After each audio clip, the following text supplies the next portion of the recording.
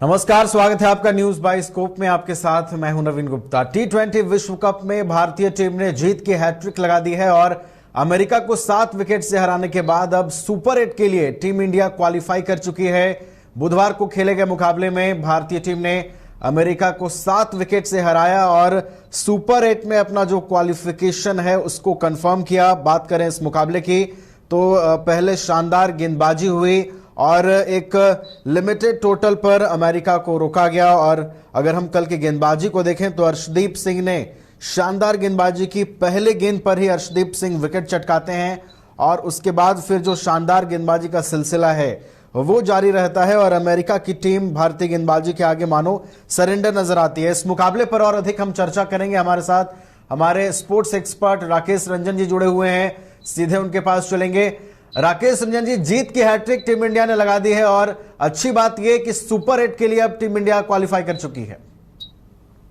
जी, निश्चित तौर पर जब आप एक बार सुपर 8 में पहुंच जाते हैं तो आप एक रिलैक्स तो फील जरूर करते हैं। खास करके जिस तरह की पिच थी नसाव काउंटी क्रिकेट स्टेडियम में, वहां से अगर आप क्वालिफाई कर रहे हैं तो ये बड़ी बात है, क्योंकि इस पिच पर बल्लेबाजों के लिए वैसा कुछ भी नहीं था जबकि गेंदबाजों के लिए बहुत कुछ था। तो ऐसी परिस्थिति में जो कमजोर टीमें होती हैं वो भी आपके करीब पहुंच जाती हैं। देखिए, फॉर्मेट जितना छोटा होता है टीमों का फर्क उतना कम होता जाता है। एक तो ऐसे ही ये बात होती है, दूसरे उस पर ये पिच इस तरह की थी कि उसने उस गैप को और छोटा कर दिया था और यहाँ पर कभी भी उलटफेर हो सकता है। आपने देखा कि जब आप अमेरिका के खिलाफ मैच खेल रहे हैं, 110 रन अमेरिका ने बनाए हैं, आप 111 रन चेज कर रहे हैं, लेकिन उसे बनाने में भी भारतीय टीम के पसीने छूट गए। इसका मतलब ये बताता है कि ये पिच किस तरह की थी और इस तरह की पिच पर अगर आप लगातार 3 जीत दर्ज करते हैं तो ये बताता है कि आपकी टीम कितनी अच्छी है, संगठित है और टीम के अंदर डेप्थ कितना है। तो ये एक भारतीय टीम के लिए प्रशंसा की बात निकलती है कि इस तरह के पिच पर भी उसने लगातार 3 मैच जीते।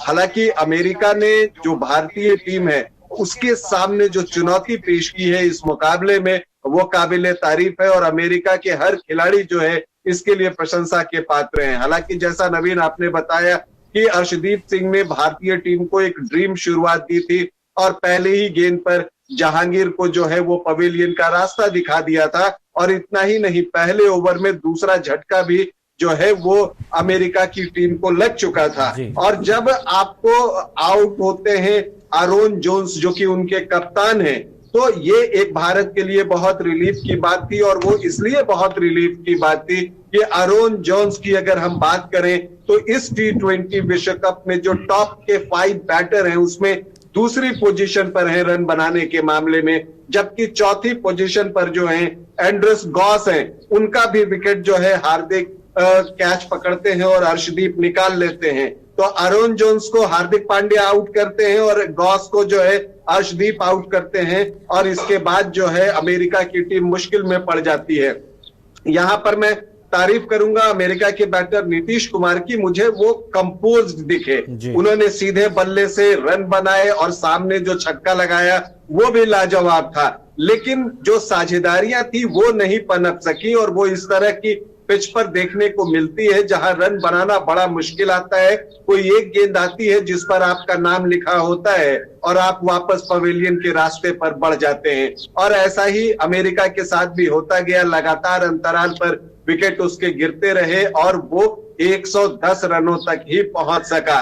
लगा कि 111 रन का जो लक्ष्य है वो भारत की मजबूत बल्लेबाजी के सामने बहुत ज्यादा नहीं होगा, लेकिन जो वहां मैच खेल रहे थे उन्हें पता था कि ये 110 रन कमतर नहीं है, ये 110 रन बनाने भी आसान नहीं होंगे। और ये बात जो है मैच के बाद रोहित शर्मा ने कही भी और वो देखने को मिला जब पहले ही ओवर में जब अपनी पहली गेंद खेल रहे थे विराट कोहली, वो एक बार फिर से जो है कुछ खास नहीं कर सके और इस बार तो वो गोल्डन डक का सहारा हुए। तीसरे ओवर में रोहित शर्मा आउट हो जाते हैं, टीम का स्कोर 10 था।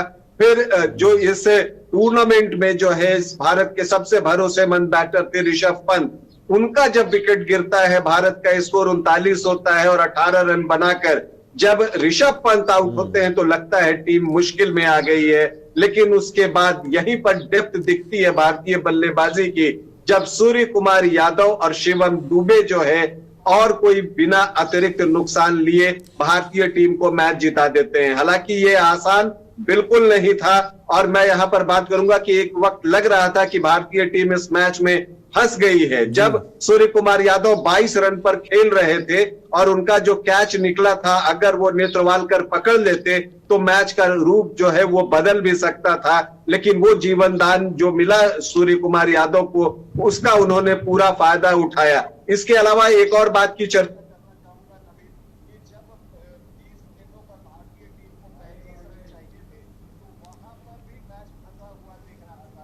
लेकिन वहां आपको होता क्या है कि एक 5 पेनल्टी रन जो है वो भारतीय टीम को मिलते हैं और ये पेनल्टी रन जो है इस मैच के लिए आप टर्निंग पॉइंट कह सकते हैं, क्योंकि उस समय 30 गेंदों पर 35 रन चाहिए थे और इस 5 पेनल्टी रन की वजह से 30 गेंदों पर 30 रन हो गया, मतलब मैच बॉल टू बॉल आ गया। तो इससे बहुत बड़ा फर्क पड़ा और ये पेनल्टी रन जो है वो अमेरिका की टीम के ऊपर बहुत भारी पड़ गया और इसकी वजह से भारतीय टीम ये मुकाबला 7 विकेट से जीतने में कामयाब रही। लगातार तीसरी जीत, सुपर 8 में भारतीय टीम पहुंच गई, जैसा आपने शुरुआत में बताई। और इतना ही नहीं, इस जीत के साथ जो तीसरी टीम बन गई भारतीय टीम, जो इस बार T20 वर्ल्ड कप 2024 के सुपर 8 में पहुंची है। बिल्कुल, क्रिकेट फैंस के लिए और स्पेशली भारतीय क्रिकेट फैंस के लिए बड़ी अच्छी खबर यह है कि अमेरिका पर जीत के साथ ही भारतीय टीम ने सुपर 8 के लिए क्वालिफाई कर लिया है। और राकेश जी देखिए, पिछले मुकाबले में जब पाकिस्तान पर रोमांचक जीत दर्ज करके टीम इंडिया अमेरिका के साथ मैदान पर उतरने पहुंची थी, तो वहां से पाकिस्तान की भी उम्मीदें जुड़ी हुई थी और पाकिस्तानी टीम भी इस मैच को बड़ी बारीकी से देख रही होगी, क्योंकि अब भारत की इस जीत के साथ पाकिस्तान की उम्मीदें भी आगे बढ़ गई हैं। अब कभी कभी ही ऐसा होता है कि पाकिस्तान की टीम भारतीय जीत के लिए दुआ करती है, तो वो जो अमेरिका के खिलाफ मुकाबला हो रहा था वो एक ऐसा मौका था जब पूरा पाकिस्तान चाहता था कि ये मैच जो है वो भारत जीत ले और भारत ने ये मैच जीत भी लिया। तो इससे जो पाकिस्तान की संभावनाएं हैं वो इस विश्व कप में बनी हुई हैं। हालांकि उनके लिए आसान नहीं है, क्योंकि अगर वो एक अगला मुकाबला जीत भी जाते हैं तो उनकी जो है उनके 2 जीत ही होंगे, क्योंकि अमेरिका और भारत से वो हार चुका है। तो अगर वो बाकी 2 मैच जीतता है, 1 मैच जीत चुका है, 1 मैच और अगर वो जीतता है आयरलैंड के खिलाफ, तब भी जो है उसके 4 अंक ही होंगे। अमेरिका ऑलरेडी जो है वो 2 मैच जीत चुका है कनाडा और पाकिस्तान से, तो उसके भी 4 अंक हैं। अब अगर वो अपने अगले मैच में आयरलैंड को शिकस्त दे देता है तो पाकिस्तान अगर अपना आखिरी मैच जीत भी जाता है तो उससे कोई फर्क नहीं पड़ने वाला है। वैसी परिस्थिति में अमेरिका की टीम ही सुपर 8 के लिए क्वालिफाई करेगी। हाँ, लेकिन एक बात है कि अगर अमेरिका की टीम अपना आखिरी मुकाबला हार जाती है तब नेट रन रेट पर मामला आएगा। हालांकि अभी नेट रन रेट के मामले में भी पाकिस्तान पीछे है, लेकिन उसके पास चूंकि उसको अमेरिका के मैच के बाद अपना मुकाबला खेलना है तो उसके सामने एक टारगेट होगा, लेकिन उसके लिए जरूरी है कि अमेरिका अपना आखिरी मुकाबला हारे। अगर अमेरिका अपना आखिरी मुकाबला जीत लेता है तो फिर पाकिस्तान के लिए सुपर 8 के दरवाजे जो है वो बंद हो जाएंगे।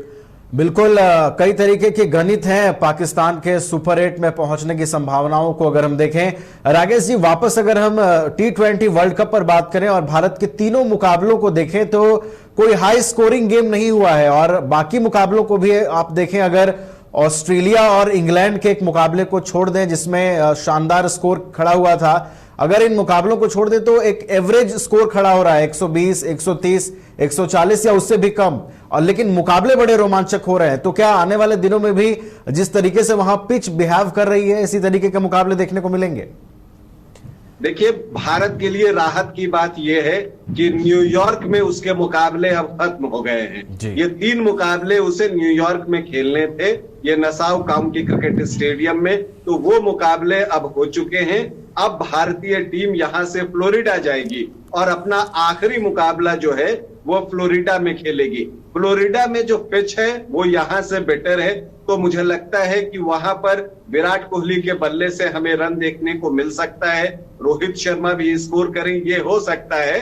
और फिर जब आप वेस्ट इंडीज जाते हैं सुपर 8 के मुकाबलों के लिए, तो वहां पर भी विकेट अगर आप देखेंगे तो वहां पर भी अब बहुत तेज विकेट नहीं बनते। जो विकेट होती हैं वो थोड़ी स्लोअर साइड पर होती हैं, और जब इस तरह की विकेट होते हैं तो रन जो है आपका उस तरह से नहीं बनता है। और यही चीज इस विश्व कप में भी देखने को मिल रहा है। हालांकि अभी तक 3 टीमें जो है वो क्वालिफाई कर चुकी हैं सुपर 8 के लिए। ऑस्ट्रेलिया की टीम क्वालिफाई कर चुकी है ग्रुप बी से, और ग्रुप डी से जो है आपको साउथ अफ्रीका की टीम है वो भी सुपर 8 के लिए क्वालिफाई कर चुकी है, और भारतीय टीम ग्रुप ए से सुपर 8 के लिए क्वालिफाई कर चुकी है। तो अभी 5 जगह खाली है, और उसमें देखना है कि कौन सी टीमें जो है वो आती हैं। लेकिन ये तो तय है कि कुछ उलटफेर जो है वो आपको इस लीग मैच के दौरान देखने को मिलेगा, और सुपर 8 में कुछ टीमें आप ऐसी देखेंगे जिनके बारे में आपने इस विश्व कप के शुरू होने से पहले सोचा नहीं था। जैसे अभी अमेरिका की टीम जो है वो सुपर 8 में जाने की तैयारी में है, अगर वो अपना आखिरी मुकाबला जीत लेती है वो सुपर 8 में पहुंच सकती है। स्कॉटलैंड की टीम अच्छा खेल रही है, तो इस तरह की चीजें देखने को मिल रही है। उधर ग्रुप सी में मुकाबला और जो है आपको नजदीकी होता चला जा रहा है। वहां पर न्यूजीलैंड की टीम है, और क्या कहता है अफगानिस्तान की टीम टॉप पर चल रही है, वेस्ट इंडीज। ये 3 टीमें हैं, इसमें से कोई 2 टीम ही सुपर 8 के लिए क्वालिफाई करेंगी। तो ग्रुप सी की स्थिति अभी तक जो है बहुत साफ नहीं हुई है। और जहां तक यहां पर आप स्कोर की बात करें तो बहुत हाई स्कोरिंग मैच होंगे, इसकी संभावना मुझे कम दिखती है, क्योंकि यहाँ की पिचेस उस तरह से बल्लेबाजी के अनुकूल नहीं है, स्लोअर साइड पर है, तो स्ट्रोक खेलने में दिक्कत होती है, और वो चीज हमें इस विश्व कप में देखने को मिल रहा है। नवीन, यहाँ पर एक बात मैं ये भी करना चाहूंगा कि ये जो अमेरिका के खिलाफ भारत को जो 5 पेनल्टी रन मिले, ये बहुत सारे हमारे दर्शक सोच रहे होंगे कि ये पेनल्टी रन भारत को क्यों दिए गए, क्यों इन्हें इनाम में जो है ये 5 रन दिए गए, जिसकी वजह से भारतीय टीम को इस मैच को जीतने में आसानी हुई, और ये पेनल्टी किस बात की लगाई गई अमेरिका की टीम पर। तो आपको बता दूं कि एक नया रूल बना है T20 इंटरनेशनल के लिए, इस विश्व कप में वो लागू है। उसके अनुसार जो रूल होता है, रूल ये होता है कि जब आप अपना ओवर कंप्लीट करते हैं और जो अगला ओवर आप शुरू करने जा रहे हैं, उस समय जो है स्टॉप क्लॉक जो है वो चलना शुरू करता है, और वो 60 सेकंड से पीछे की तरफ आता है। मतलब 1 मिनट के अंदर आपको अगला ओवर जो है शुरू कर देना है। जब आप पहली बार ऐसा कर पाने में असफल होते हैं तो अंपायर आपको बता देते हैं कि आपने 1 मिनट के अंदर दूसरा ओवर शुरू नहीं किया है, अगला ओवर शुरू नहीं किया है, इसलिए आप इस बात का ख्याल रखिए। उसके बाद जब फिर आप अगली बार ये गलती करते हैं, मतलब जब आप दूसरी बार ये गलती करते हैं कि 1 मिनट के अंदर आप अपना अगला ओवर चालू नहीं कर पाते हैं, तो अंपायर आपको उस समय वार्निंग देता है कि देखिए आपने ये दूसरी बार किया है कि आपने समय से ओवर शुरू नहीं किया है। 2 ओवर के बीच आप 60 सेकंड से ज्यादा का वक्त नहीं ले सकते। और ये चीज जब आप तीसरी बार जाकर करते हैं कि आप फिर जो है 60 सेकंड से ज्यादा का वक्त 2 ओवरों के बीच लेते हैं कि 1 ओवर खत्म होने के बाद दूसरा ओवर जो शुरू करना है उसके बीच 60 सेकंड से ज्यादा का वक्त अगर आप लगा लेते हैं, तब अंपायर जो है वहां पर आपको 5 रन पेनल्टी देता है। और पॉल राइफल ने जो है वो 5 रन पेनल्टी लगाई, क्या कहता है, अमेरिकी टीम पर, और भारतीय टीम को वो 5 रन इनाम के तौर पर मिला, जिसने कि इस मैच का पूरा नक्शा ही बदल दिया अमेरिका के साथ जो भारत का मुकाबला हुआ।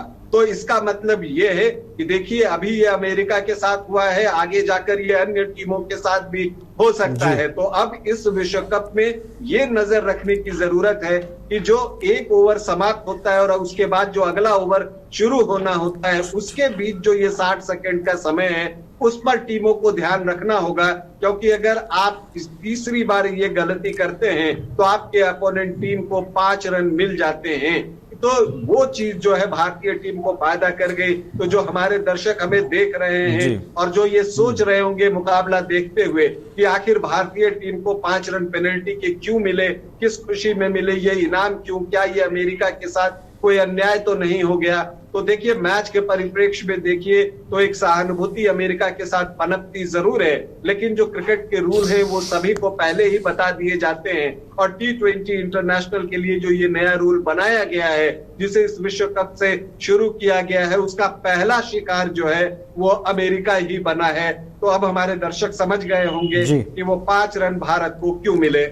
अच्छा, वो अब ये समझना चाहेंगे राकेश जी, जिस तरीके से भारतीय टीम परफॉर्म कर रही है, अगर हम तीनों मुकाबलों को देखें तो बल्लेबाजी कई मौकों पर फेल हुई है। राकेश रंजन जी, अगर पाकिस्तान के साथ अगर आप मुकाबले की बात करें तो वहां पर बल्लेबाजी थोड़ी सी धराशायी हुई थी और उसे बल्लेबाजों का फ्लॉप शो माना जा रहा था। लेकिन वहीं दूसरी ओर अगर आप गेंदबाजी को देखें तो गेंदबाजी अपना काम बखूबी कर रही है, चाहे पाकिस्तान के साथ मुकाबले की बात करें या फिर बुधवार को जो मुकाबला खेला गया अमेरिका के साथ उसको देखें। लेकिन अगर खास तौर पर आप मुकाबला देखें पाकिस्तान के साथ तो वहां पर जो रीढ़ की हड्डी माने जाते हैं भारतीय गेंदबाजी की जसप्रीत बुमराह, उन्होंने क्या कमाल की गेंदबाजी की। तो क्या हम ये माने कि आने वाले जो मैचेस हैं वहां पर गेंदबाज ही अपनी भूमिका निभाने वाले हैं या फिर बल्लेबाजों को और मेहनत करने की जरूरत है आने वाले मैचों के लिए? देखिए अगर अभी आप बल्लेबाजी की बात करें तो इस पिच पर रन बनाना मुश्किल था और आपने देखा कि तमाम बल्लेबाज जो है वो स्ट्रगल करते हुए दिखे, क्योंकि पिच पर अनइवन बाउंस था और शुरुआत में जो है आपको गेंद स्विंग भी कर रही थी।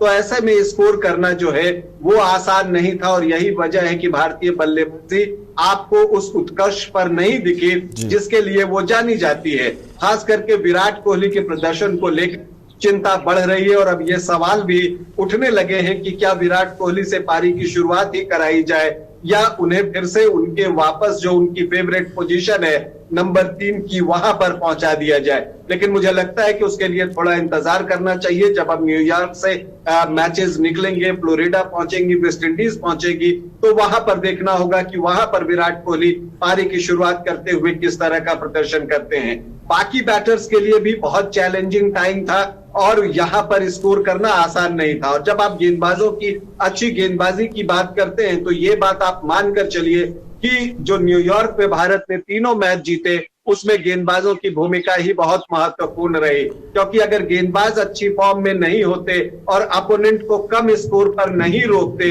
तो फिर भारत के लिए मुकाबला जीतना मुश्किल हो जाता। और इस बात की तारीफ रोहित शर्मा ने मैच के बाद भी की और उन्होंने कहा कि गेंदबाज भी जानते थे कि बैटर्स के लिए काम आसान नहीं है, इसलिए रिस्पॉन्सिबिलिटी उन्हें लेनी होगी और ये रिस्पॉन्सिबिलिटी उन्होंने ली है और अपोनेंट को कम स्कोर पर आउट किया है। चाहे आप आयरलैंड के खिलाफ मुकाबला देख लीजिए, चाहे आप पाकिस्तान के खिलाफ मुकाबला देख लीजिए, भारत ने जो 120 रन सेव किए, या अब अमेरिका को भारतीय टीम ने 110 पर आउट किए। जसप्रीत बुमराह बेहतरीन फॉर्म में दिख रहे हैं। अर्शदीप ने जिस तरह की गेंदबाजी अमेरिका के खिलाफ की है उसकी आप जितनी तारीफ करें कम है। 9 रन देकर 4 विकेट, ये उन्होंने भारत के लिए T20 विश्व कप में सर्वश्रेष्ठ प्रदर्शन किया है किसी भी बॉलर का। इससे पहले ये रिकॉर्ड रविचंद्रन अश्विन के नाम था और उस जो है एक बार जो है 4 विकेट हरभजन सिंह को भी मिला है। तो उन दोनों रिकॉर्ड को पीछे छोड़ते हुए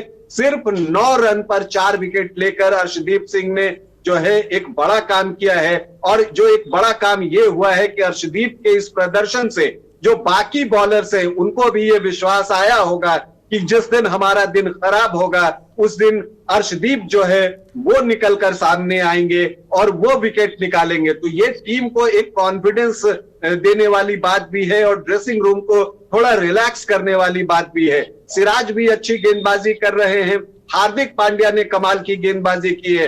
तो 4 गेंदबाज भारत ने जो अमेरिका के खिलाफ मैच हुआ उसमें शिवम दुबे से भी 1 ओवर की गेंदबाजी करवाई। तो भारत ऑप्शंस तलाश रहा है। इसके अलावा भारत के पास 2 अच्छे स्पिनर हैं, अक्षर पटेल और रविंद्र जडेजा। तो एक बॉलिंग यूनिट की तौर पर अगर आप देखिए तो भारतीय टीम मजबूत दिखती है, जो कि पहले नहीं दिखा करती थी। आमतौर पर सिर्फ 5 गेंदबाज होते थे और कोई एक किसी का दिन अगर खराब निकल जाए तो फिर भारतीय टीम के लिए वापसी मुश्किल हो जाती थी। अब वो चीजें देखने को नहीं मिल रही हैं और ये भारतीय टीम के लिए राहत की बात है। अब बैटर्स के ऊपर बड़ी जिम्मेदारी आएगी, क्योंकि अब मैच न्यूयॉर्क से निकलकर जो है दूसरे शहरों में जाएगा और हो सकता है वेस्ट इंडीज भी जाए उसके बाद सुपर 8 के मुकाबले के लिए, तो जब वहां पर पहुंचते हैं तो बल्लेबाजों की भूमिका अहम होगी, क्योंकि वहां पर इतने लो स्कोरिंग मैच नहीं होंगे, वहां पर 170 180 रन बनेंगे कम से कम। तो इसके लिए बैटर्स को सामने आना पड़ेगा और मुझे लगता है कि जो एक थोड़ा सा कॉन्फिडेंस लेवल बैटर्स का कम हुआ होगा यहाँ न्यूयॉर्क में जाके, जब वो फ्लोरिडा में स्कोर करेंगे या फिर जब वो वेस्ट इंडीज जाएंगे वहां स्कोर करेंगे, तो वो कॉन्फिडेंस लेवल जो है वो बढ़ता चला जाएगा। फिलहाल तो अगर भारतीय बल्लेबाजी की अगर हम बात करें तो जो सबसे चिंता की बात है वो है विराट कोहली का फॉर्म। तीनों ही मैच में वो असफल रहे हैं। हालांकि कप्तान रोहित शर्मा भी पहले मैच में 50 लगाने में सफल हुए थे, लेकिन बाद के 2 मैचों में वो भी असफल रहे हैं। ऋषभ पंत सबसे कंसिस्टेंट दिख रहे हैं। सूर्य कुमार यादव ने भी अमेरिका के खिलाफ मुकाबले में हाफ सेंचुरी लगा दी है, तो उनका भी कॉन्फिडेंस लौटा होगा। एक अलग तरह के सूर्य कुमार यादव को हमने अमेरिका के खिलाफ देखा और ये उनके अंदर जो बढ़ रहे अनुभव है उसका परिचायक भी है कि वो अब पिच को समझकर खेलना उन्होंने शुरू कर दिया है। इसके बाद शिवम दुबे के बल्ले से भी जो है आपको रन आया अमेरिका के खिलाफ, तो उनका भी कॉन्फिडेंस बढ़ा होगा। तो आप कह सकते हैं कि अगर हम विराट कोहली को छोड़ दें तो जो टॉप के 5 बैटर्स आप देख रहे हैं यहाँ पर, उसमें से 4 के बल्ले से जो है स्कोर आ चुका है, जिसमें 2 रोहित शर्मा और सूर्य कुमार यादव ने ऑलरेडी हाफ सेंचुरी लगा ली है, जबकि सबसे कंसिस्टेंट जो है वो ऋषभ पंत दिख रहे हैं। तो 3 तो ऐसे ही हो गए और अब शिवम दुबे का भी कॉन्फिडेंस बढ़ेगा। तो मुझे लगता है कि जैसे जैसे टूर्नामेंट आगे बढ़ता है भारतीय बैटर्स और निखर कर सामने आएंगे और मुझे लगता है कि भारत के लिए फेयर चांस है इस बार 2007 की कहानी दोहराने का। हालांकि उसके लिए अभी एक लंबा वक्त है। अभी तो आप सुपर 8 में जाते हैं, वहां पर 4-4 की टीमें बनती हैं, फिर आपको 3 मुकाबले वहां पर मिलेंगे, फिर सेमीफाइनल होगा और फिर फाइनल होगा। तो अभी सफर लंबा है, लेकिन भारतीय टीम राइट ट्रैक पर है। बिल्कुल, भारतीय टीम राइट ट्रैक पर है और ये ट्रैक इसी तरीके से आगे बढ़ता रहे और 2007 के बाद का जो सूखा है उसे खत्म करने के लिए निरंतर टीम इंडिया के जो खिलाड़ी हैं इसी तरीके से मेहनत करें, फैंस से ही उम्मीद कर रहे हैं। हमने तमाम मैच की बारीकियों पर बात की और मैच की समीक्षा की, कहां आने वाले मैचेस में भारतीय बैटर्स को सुधार करने की जरूरत है और गेंदबाज तो अपनी भूमिका निभा ही रहे हैं और कहां पर गेंदबाज अच्छा कर सकते हैं। इन तमाम चीजों को हमने समझने की कोशिश की है। उम्मीद है आने वाले दिनों में टीम इंडिया और अच्छा प्रदर्शन करेगी। फिलहाल बहुत बहुत धन्यवाद राकेश रंजन जी हमारे साथ जुड़ने के लिए और तमाम चीजों को साझा करने के लिए। तो भारतीय टीम ने T20 विश्व कप में जीत की हैट्रिक लगा दी है।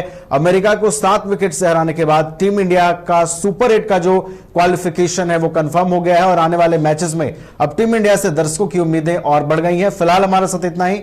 आप देखते रहिए न्यूज़ 22 को।